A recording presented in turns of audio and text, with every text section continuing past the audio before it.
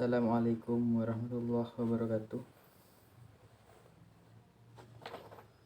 Perkenalkan, nama saya Ali Sobirin Hamdi, NPM 718212669.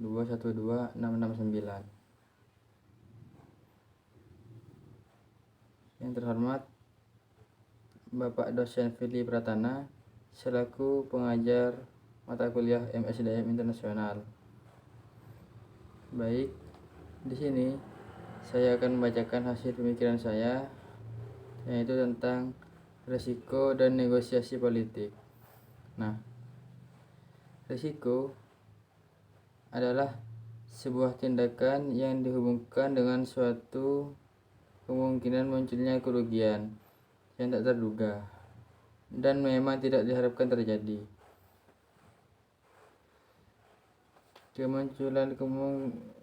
Kemungkinan munculnya risiko pada bisnis memang bisa muncul dari berbagai faktor seperti manajemen, sistem perusahaan, serta strategi yang kurang baik.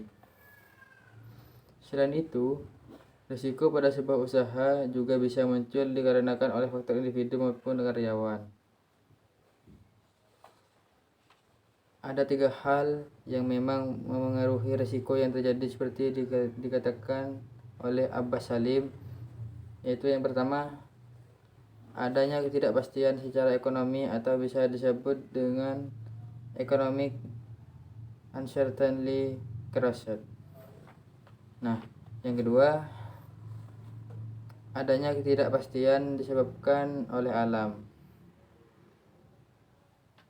yang bisa disebut dengan istilah nature uncertainty crisis.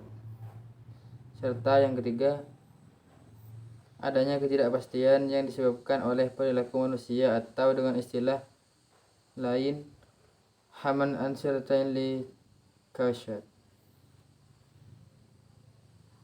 Menurut saya, di sini risiko menjadi dua. Yang pertama, risiko spekulatif, yang dimana sebuah risiko dengan adanya dua kemungkinan yang terjadi, yaitu peluang untung atau peluang rugi. Nah, contohnya dengan adanya kegiatan pada bursa efek, yaitu pembelian saham, dividen, atau disebut juga peluang keuntungan, yaitu seorang pemegang saham memperoleh keuntungan dengan berbagai saham yang sudah diterbitkan oleh sebuah perusahaan. Yang kedua, risiko murni, yang dimana risiko murni ini terjadi jika ternyata berdampak kerugian. Maksudnya risiko murni terjadi jika terjadi dan ternyata berdampak kerugian. Namun, jika tidak terjadi, tidak akan mengalami kerugian ataupun keuntungan. Akibat yang ditimbulkan jika terjadi break even, misalnya kebakaran, pencurian, bencana alam, atau kecelakaan. Dalam hal ini, jika rumah makan terjadi kebakaran, tentu akan mengalami kerugian karena aset ikut habis terbakar. Ada 2 akibat yang ditimbulkan. Selain itu, rumah makan ditutup sementara karena adanya perbaikan serta pemulihan, atau tutup permanen dikarenakan mengalami kebangkrutan setelah mengalami kebakaran rumah makan.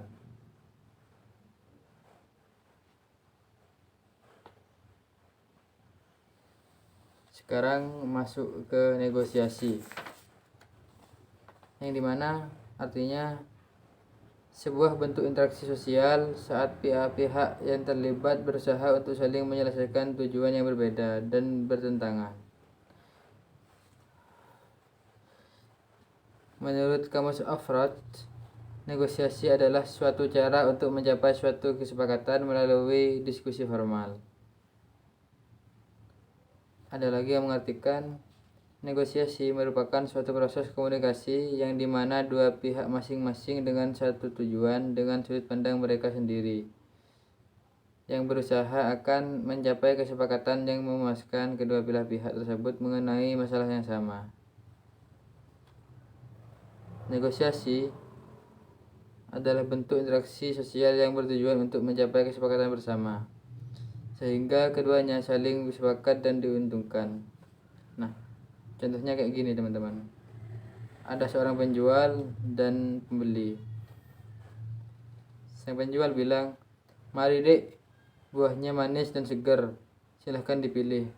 Nah, yang pembeli bilang, "Pak, buah jeruknya berapa harga 1 kilo?"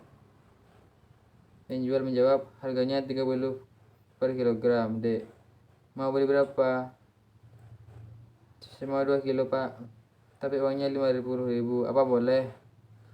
"Ya sudah, nggak apa-apa, dek. Ini saya pilihin yang manis-manis ya." "Baik, Pak. Terima kasih. Ini uangnya 50.000." Nah, gitu teman-teman. Artinya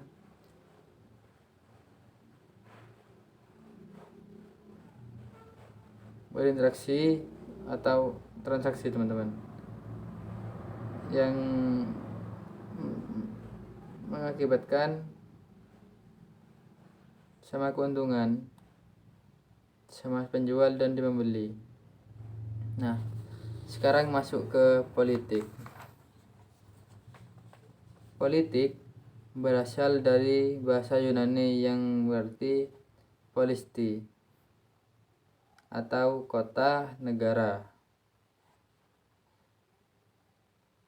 Lebih jelasnya, negara kota yaitu kesatuan masyarakat yang mengurus dirinya sendiri.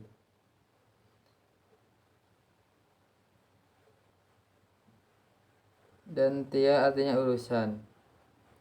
Segala sesuatu yang berkaitan dengan urusan yang menyangkut kepentingan dari sekelompok masyarakat atau negara.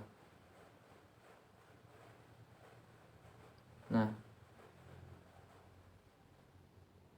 saya sudah merangkum contoh beberapa pandangan politik, diantaranya yang pertama teman-teman, usaha yang ditempuh warga negara untuk membicarakan dan mewujudkan kehidupan bersama segala hal yang berkaitan dengan negara yang memerintah. Yang kedua, segala kegiatan untuk memperoleh dan mempertahankan kekuasaannya. Yang ketiga, segala kegiatan untuk merumuskan dan melaksanakan kebijakan publik atau masyarakat umum. Yang keempat, suatu konflik dalam rangka mencari dan mempertahankan dari sumber-sumber yang penting. Yang kelima, kegiatan yang berkaitan dengan masalah siapa, pendapat, apa, kapan, dan bagaimana.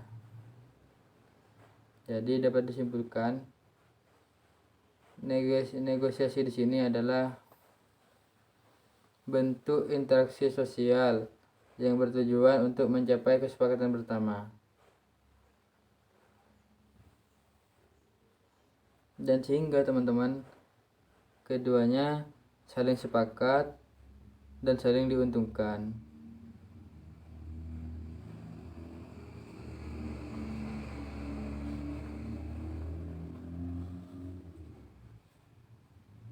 Nah, mungkin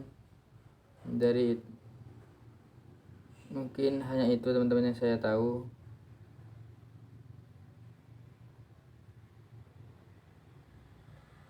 Karena di sini juga belajar mencari ilmu. Baik, saya akhiri. Wassalamualaikum warahmatullahi wabarakatuh.